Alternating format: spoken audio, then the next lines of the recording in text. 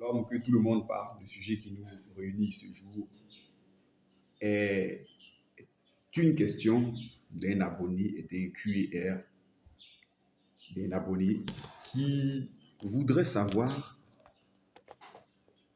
ou qui pose une question, à savoir,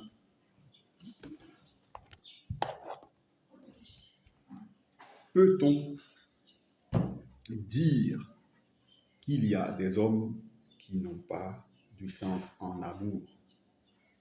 Alors, en dehors des considérations spirituelles,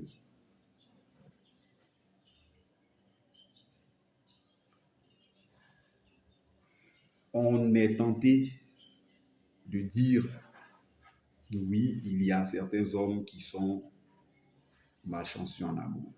Mais ça ne se limite pas qu'à ces hommes-là, parce que nous tous, potentiellement, nous avons cela en nous. Il y a un adage de l'anglais américain, mais de l'anglais qui me plaît bien, qui dit comme ça, We are all we got. C'est-à-dire, nous sommes tout ce que nous avons. En d'autres mots, nous sommes le produit de notre environnement. C'est-à-dire, nous avons eu, vous faites la liaison, nous avons eu à évoluer dans des environnements avec des dynamiques qui nous ont moulés, c'est-à-dire qui nous ont forgés.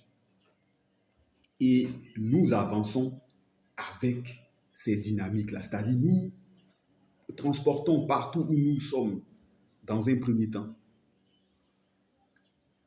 avec nous cette dynamique-là. Donc, le problème, c'est qu'il peut arriver que vous soyez le meilleur garçon ou bien l'homme avec les meilleures intentions qui ne soit sur cette terre pour cette fille-là. Mais malheureusement, cette dernière également est le fruit ou est le produit d'une dynamique provenant d'un autre environnement. Alors, beaucoup vont dire, mais si c'est ça, ne serait-il pas intéressant qu'il y a un adage là, on dit, ce sont les oiseaux de même plumage qui vont ensemble. Donc, de voler comme étant les oiseaux, de voler avec des oiseaux du même plumage. Vous savez, un oiseau, par exemple, d'une espèce ou bien de la même espèce qui a grandi dans le nord de l'Afrique et un oiseau qui a grandi dans le sud de l'Afrique, en raison des variations de végétation, n'ont pas les mêmes habitudes alimentaires. Ça signifie quoi? Ça signifie qu'on peut être, par exemple, issu de la classe moyenne ou bien de la bourgeoisie ou bien de la haute bourgeoisie. Et il peut arriver que nous tous, nous habitons le même quartier, mais nos familles ont chacune leur manière de fonctionner, qui font que peut-être que chez nous, on exige beaucoup de nous, on nous exige de nous remettre en question assez, et chez eux, il n'y a pas de possibilité de remise en question, parce que ce que nous faisons est bon. Il n'y a rien à dire et rien à redire.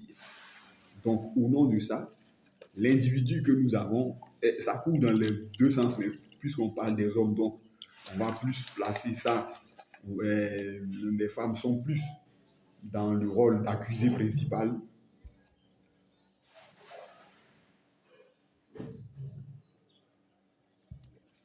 D'accusé principal. Et donc, on va les mettre elles sont sur la sellette. Donc, étant donné que dans l'univers d'où elle vient, il n'y a aucune remise en question. Tout ce qui est fait, tout ce qu'elle fait est bon. Vous voyez, il y a une petite polémique qui court beaucoup en Afrique.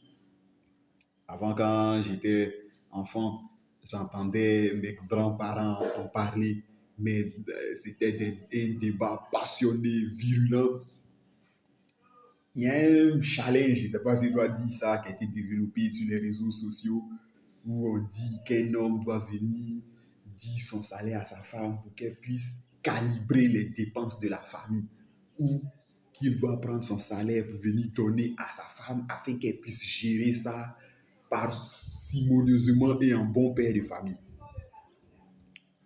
Et ça ne passe pas ici parce que dans nos cultures black et dans les cultures traditionnelles black, une femme n'a rien à dire sur les revenus de son mari. C'est lui qui les déclare et qui met à la disposition ce qu'il veut et ce qu'il peut. Mais si on transpose ça, par exemple, en Chine, par exemple, un Chinois, à la fin du mois, surtout en Asie, j'ai constaté ça, j'ai observé ça beaucoup en Chine, parce que j'ai eu la chance d'être dans l'univers au moins pendant un bout de temps. À la fin du mois, quand un homme finit de travailler, il prend son salaire, il vient donner à une femme, à sa femme. Et celle-ci garde. Et c'est celle-ci même qui détermine son argent de poche. Parfois, quand vous voyez les Chinois sortir, parce que c'est des gars qui lèvent beaucoup le coude, c'est-à-dire qu'ils ont ce qu'ils appellent les benbai, c'est-à-dire ce sont des cérémonies d'orgie alcoolique où on boit tout cul sec. Quand on va dans les benbai, là, mais c'est la femme qui a l'enveloppe du benbai. C'est-à-dire c'est elle qui détermine un certain montant qu'elle met à la disposition de son mari pour que celui-ci puisse payer les tournées. Comme les gars, généralement, c'est de la cotisation, c'est-à-dire tu payes, je paye. Donc, on a l'impression que nous sommes en train de boire à Tilarigo. Et donc, c'est la femme qui détermine l'enveloppe qu'on doit dépenser à cette beuverie-là. Elle est une femme noire ici qui a développé ce concept-là, ou bien qui cherche à implémenter ce concept-là, trouverait chaussure à son pied d'aller avec un Chinois. Il y a un ami qui me parlait de cela la première fois, c'est un ami qui m'avait dit ça avant que je ne puisse découvrir ça en Chine. Il m'a expliqué qu'il travaille avec un industriel chinois qui était en expansion en Afrique. Après s'être implanté au Cameroun, il maintenant s'implantait en Côte d'Ivoire. Et il avait recruté mon ami en tant que traducteur, puisque le gars ne comprenait pas bien le français. Et il a constaté que toutes les recettes, c'est-à-dire toutes les entrées d'argent que les gars ils avaient à la fin de la journée, étaient remises à la femme du monsieur. Même quand on disait, patron, bon, voici la recette du jour, il dit, non, non, non, donnez à madame. Et il a constaté que mais sa femme et son fils se mettaient plus à l'aise, c'est-à-dire étaient à leur aise, faisaient du shopping, faisaient du shopping, étaient des consommateurs compulsifs de vêtements et de chaussures de marque, c'est-à-dire de luxe, pendant que le monsieur, lui, il prenait simplement, il avait pour tout et tout vêtement en dehors de son costume et de son bras de chemise. Il avait pour tout vêtement que 4 vêtements composés de 2 polos, 2 t-shirts et de 4 culottes. Mon ami était scandalisé. Mais le monsieur, il ne se gênait, il ne s'en plaignait pas. Donc, vous voyez que ce monsieur-là est a grandi dans un univers où l'homme donne tout, c'est-à-dire où l'homme se sacrifie pour que sa femme puisse faire des folies.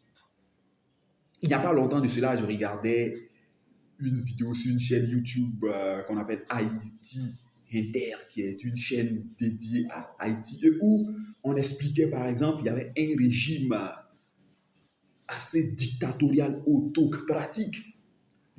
C'est vrai que je n'aime pas me mêler des affaires internes ou intérieures d'un État, mais qui était un régime autocratique, criminel ou criminogène, qu'on appelle le régime des Papadocs. Et il y avait un épisode de cette série-là qui parlait du baby dog, c'est-à-dire après que le père ait régné, et je ne sais pas si le père était mort ou bien avait été assassiné, son fils de 12 ans, mais de quel âge là, avait dû le remplacer, Bardar. Et celui-ci avait, durant ses premières années de règne, été régenté, c'est-à-dire avait eu à gérer, à gouverner l'État sous la supervision de sa mère. Vous voyez ce petit garçon-là, même ce jeune adolescent-là. Et il était plus tard allé tomber sur une femme de nature perverse, narcissique, égoïste ou matérialo-égoïste qui allait le mener à sa perte parce que celle-ci l'a amené à détourner les fonds de l'État, à le rendre, déjà le régime était impopulaire, mais à le rendre tellement impopulaire qu'il allait devoir partir sur la pointe des pieds du pays. Et après s'exiler, être encore là-bas, être abandonné par cette femme-là, qui lui a soutiré pas mal d'argent. Vous voyez que ce garçon qui, or sa mère s'était opposée à cette union-là, ce garçon-là, est-ce qu'on peut dire qu'il n'a pas eu de chance en amour? Je pense que oui. Pourquoi il n'a pas eu de chance? Parce qu'il a vécu dans un conditionnement où ce sont les femmes, c'est-à-dire sa mère, d'abord, la première femme, qui était une femme de poigne qui régnait. Donc cet homme-là, dans sa tête, se dit qu'il a besoin pour que sa vie soit régie d'une femme de poigne, c'est-à-dire d'une femme aux allures castratrices, une femme avec des méthodes martyrisatrices, c'est-à-dire qui va le martyriser pour qu'il puisse se discipliner. Or, parfois, les personnes qui vous mettent sous discipline n'ont pas les meilleures intentions pour vous. Elles peuvent faire ça simplement pour avoir la main au-dessus de vous en vue de brapiller tout ce qu'il y a ou bien tout ce qu'elles veulent de vous. Donc, effectivement, il y a des hommes qui n'ont pas de chance en amour parce que, comme j'ai dit là, nous sommes tous les fruits ou bien nous sommes tous des produits des dynamiques de nos environnements. Et on peut tomber sur un individu qui ne fonctionne pas sur le même tempo, qui n'a pas les mêmes vues que nous et qui va venir abuser de nous, nous user. Voilà, j'espère avoir répondu à cette question-là. Et cette vidéo boucle la série des angoisses masculines. J'espère vous retrouver. On va se retrouver pour d'autres vidéos, mais ne concernant plus le volet rattrapage de la réappropriation de la masculinité. Ciao.